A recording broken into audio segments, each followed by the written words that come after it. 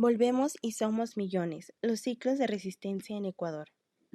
El texto fue escrito por Sofía Lachimba Balestegui, investigadora ecuatoriana, vinculada a la Universidad Amatay, Huasi y también a la Universidad Nacional Autónoma de México, quien se ha dedicado a estudiar temas de movimientos sociales, pueblos indígenas y política latinoamericana. Cabe mencionar que no se encontró mucha información bibliográfica sobre la autora, ya que se trata de una investigadora joven con publicaciones recientes. En las últimas 3 décadas, Ecuador ha sido escenario de intensas movilizaciones sociales, destacando el papel del movimiento indígena como protagonista en la lucha por los derechos y la justicia. A partir de 1990, este movimiento ha experimentado ciclos de resistencia, que han influido significativamente en la política y en la sociedad del país, convirtiéndose en un referente de la lucha contra el neoliberalismo y la defensa de los derechos colectivos. La autora analiza los ciclos de resistencia en Ecuador, es decir, los distintos movimientos históricos donde la gente se ha organizado para resistir las políticas neoliberales, defender sus derechos y su territorio. Explica que estas luchas no aparecen de la nada, sino que son el resultado de años de organización y de experiencia política, sobre todo de parte de movimientos indígenas que han sido uno de los más fuertes de América Latina. A través de su enfoque procesual se identifican y analizan 3 ciclos de movilización, destacando la importancia de la conflictividad social y la reconfiguración de demandas a lo largo de las últimas 3 décadas. Primer ciclo de resistencia, 1990-2008. De la emergencia a la coagulación de demandas. Este primer ciclo es muy importante porque marca el inicio de movimientos indígenas modernos en el Ecuador. Todo comienza en 1990, cuando ocurre el primer levantamiento indígena contemporáneo. Miles de personas salieron a las calles, ocuparon tierras y exigieron reforma agraria, educación, salud y reconocimiento político. Este hecho cambió la historia del país, porque por primera vez los pueblos indígenas pasaron de ser invisibilizados a convertirse en protagonistas. En 1990, el levantamiento indígena marca el inicio de un ciclo de movilización significativo, donde el movimiento se organiza para demandar los derechos y el reconocimiento. En 1994 se crea el CONAIE, Confederación Nacional de Indígenas del Ecuador, una organización que unió a la comunidad de todo el país. La CONAIE no solo pedía los derechos culturales, sino también cambios económicos y políticos, porque entendían que el problema indígena no solo era de identidad, sino de pobreza y desigualdad estructural. En el 2001, el movimiento indígena se posiciona en el campo popular con la consigna "Nada solo para los indios", ampliando sus demandas a sectores subalternos. En 2008, la influencia del movimiento indígena se hace evidente durante la Constituyente, donde varias demandas sociales son constituidas. Durante los años 90, Ecuador vivió una crisis económica muy fuerte. Los gobiernos aplicaban medidas impuestas por el Fondo Monetario Internacional, recortes de programas sociales, privatizaciones, desempleo y aumento de la pobreza. Ante esto, el movimiento indígena organizó grandes movilizaciones nacionales donde se unieron muchos sectores sociales. Estas protestas llegaron a ser tan poderosas que provocaron la caída de varios presidentes, lo que demuestra la fuerza que tenían un pueblo organizado. Este primer ciclo representa el paso del levantamiento y la protesta hacia la participación política y el reconocimiento legal. Fue una etapa de aprendizaje, unidad y transformación, donde los pueblos indígenas demostraron su capacidad de organización, su liderazgo en la lucha contra el neoliberalismo. La autora menciona que en Ecuador cada ciclo de resistencia deja huellas y abre camino al siguiente, porque la lucha no se apaga, se transforma, se renueva y se multiplica. El segundo ciclo se llama Recomposición de Territorio de 2008 a 2019. Este ciclo está marcado por un debilitamiento institucionalizado. Varios dirigentes sociales se introdujeron a la política institucional y formaron parte de las ONGs, y también por la reestructuración del movimiento por medio de la actuación territorial en espacios de conflicto y la formación de dirigencias locales que serán visibles en las movilizaciones de 2019. El problema sigue, pero a baja intensidad. La marcha por el agua, la vida y la dignidad de los pueblos da a conocer el malestar de este nuevo ciclo, el cual es la minería a gran escala. Sin embargo, después de 3 años, se dan problemas por la marcha de la vida y la dignidad, como cierre de escuelas de educación bilingüe, ley de tierras, la defensa del Instituto de Seguridad Social y el libre ingreso a la universidad.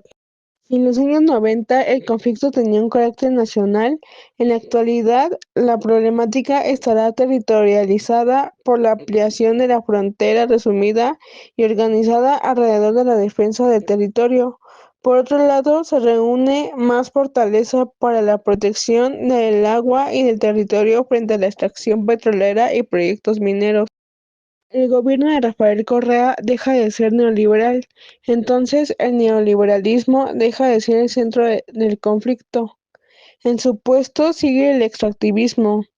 Por otro lado, las afectaciones están situadas en localidades rurales y territorios indígenas, y esto dificulta posicionar una estrategia de movilización social, ya que los sectores urbanos no sienten afectaciones a sus intereses.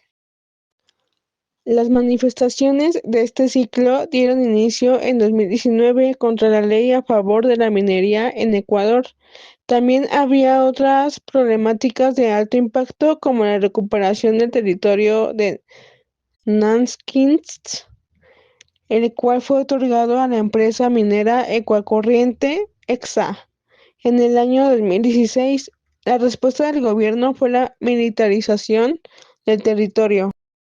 Las políticas económicas y sociales que pudieron sostenerse gracias al precio del petróleo son insostenibles desde la crisis de los commodities en 2014.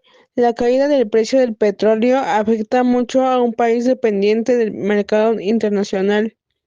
Sin embargo, el neoliberalismo regresa en este punto y promueve medidas sostenidas como la reducción del Estado, precarización de las condiciones laborales, la colocación de una deuda pública, el despido de funcionarios estatales y lo que desató todo el conflicto fue la eliminación del subsidio de la gasolina en 2019. La apertura de un nuevo ciclo. En 2019, Ecuador vivió una movilización de manifestaciones con diferentes actores participantes, entre ellos los indígenas. Esta movilización duró 11 días y fue un acontecimiento que marcó el inicio de un ciclo nuevo a nivel nacional.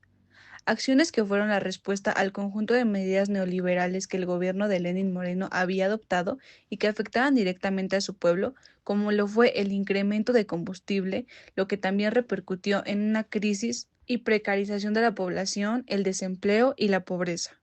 En el medio de la crítica y el desplazamiento de los diferentes grupos, se veía la posibilidad de un recambio generacional para el movimiento indígena, contrario a lo que se planteaba y se creía de ellos en un principio, surgiendo así nuevos liderazgos. Aunque se podría decir que todo este revuelo fue con espontaneidad, no podemos aislar el largo proceso de resistencia que configuraron los ciclos de movilización política que surgió en los noventas y esta vez directamente en contra del neoliberalismo, identificándose como los hijos del primer levantamiento. Con el avance de estas movilizaciones, se fueron sumando cada vez más personas y jóvenes que hacían conciencia y empatizaban respecto al cambio necesario en su realidad. Y así, con 30 años de organización, las capacidades de estos hijos del primer levantamiento eran mayores. La resistencia se teje junto a una memoria corta que lo proyecta como un segundo levantamiento indígena, aunque teniendo presente también a la memoria larga con el hashtag Volvemos y somos millones, que se volvió tendencia en Twitter alcanzando aún más fuerza. Había una interseccionalidad clase, etnia, género que destacó en una de sus pancartas, con Somos las hijas de Dolores Cacuango y Tránsito a Maguaña, junto a la protesta de mujeres en el 10.º día. Podemos hablar de tres elementos que singularizaron las protestas y fue hacerse de carácter nacional, movilizándose en costa, sierra y oeste, así como la heterogeneidad de los actores, sin importar quiénes fuesen, indígenas, mujeres, trabajadores, barrios, sectores populares y una amplia cantidad de sectores no organizados. La participación de hombres y mujeres politizados y la gran influencia y fuerza de los acontecimientos en redes sociales ponen en evidencia la marca generacional de la protesta.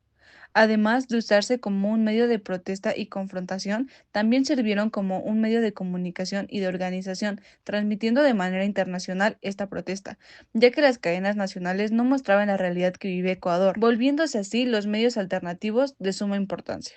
Otro actor importante fue la CONAIE, que jugó un papel crucial a la hora de encauzar la protesta. Contrario a las movilizaciones en otros países como Chile o Colombia, aquí sí se contó con representantes de protestas heterogéneas y magmáticas, y en Ecuador este rol fue tomado completamente por los indígenas. Pero un acontecimiento que afectó al mundo entero y vino a frenar las demandas y movilizaciones a las que el gobierno de Lenín Moreno debía enfrentarse fue la pandemia de COVID-19, agudizando aún más la pobreza y la crisis de desempleo, entre otras situaciones como la migración, la informalidad, y multiplicando así el conflicto. El gobierno de Lenin, ante esta situación, dejó ver su peor cara al atender de la peor forma esta crisis sanitaria, teniendo un número de muertos alarmante, imágenes que recorrían el mundo, además de información sobre corrupción en el trámite para acceder a hospitales, atención médica, medicina, además de cuerpos que jamás fueron entregados a su familia. Esta falta de legitimidad de las autoridades es meramente comparable con las de los noventas. Podemos decir que el avance e implementación del neoliberalismo ha tenido un freno significativo, pero es importante entender que ahora se enfrentan a un proceso agresivo en el que se busca imponer este mismo con mucha más fuerza, lo que provocará nuevamente confrontaciones con la resistencia. La elección de Guillermo Lasso como presidente ha significado la profundización de la agenda neoliberal. Hay ajustes estructurales y una serie de cosas que atender, como la exigencia por la creciente deuda contraída por los últimos gobiernos. Está en curso un programa de privatización estatal, flexibilidad laboral, reducción de salarios. La conflictividad social crecerá, pero también la represión. Después de las movilizaciones del 2019, el aparato represivo ha sido fortalecido con mayor vigorización. Podemos concluir con que los diferentes movimientos sociales dentro de la institución y el tejido social han reconfigurado los escenarios políticos que ya estaban dados. Gracias al respaldo de los ecuatorianos y movilizaciones heterogéneas, se ha logrado una fuerza de destitución importante. Sin embargo, aun con esta fuerza destituyente, se muestra debilidad para la negociación de un verdadero cambio político en Ecuador y así poca esperanza para transformar al Estado. Los movimientos sociales se enfrentan al dilema histórico que acompaña todo proceso de cambio: cómo hacer frente a la concentración de las fuerzas sociales dentro del marco institucional y al mismo tiempo cómo mantener activas y renovadas, entendiendo que la movilización no puede sostenerse de forma permanente. Una de las estrategias más comunes para reducir los conflictos ha sido integrar las demandas de estos movimientos dentro de las estructuras legales o políticas. Sin embargo, dicha interacción carece de eficacia si no existe una correlación de fuerzas que la respalde. Los avances constitucionales y las tensiones que surgieron tras ellos han funcionado como puntos de referencia para estructurar nuevas luchas sociales. Conceptos como los derechos de la naturaleza, el Estado plurinacional, la interculturalidad y la justicia indígena se han convertido en herramientas para abrir nuevos espacios de disputa y transformación. Ecuador se enfrenta a un gran y largo reto: la creación y un eje que logre unir sus distintas luchas. Existen dos ejes con gran capacidad de articulación: la resistencia frente al neoliberalismo y la defensa de la naturaleza desde la perspectiva anticapitalista. En este sentido, la protección de los territorios, del agua y de la vida, que en los últimos años han tenido un carácter local, puede transformarse en un eje unificador ante el contexto de la crisis climatológica global.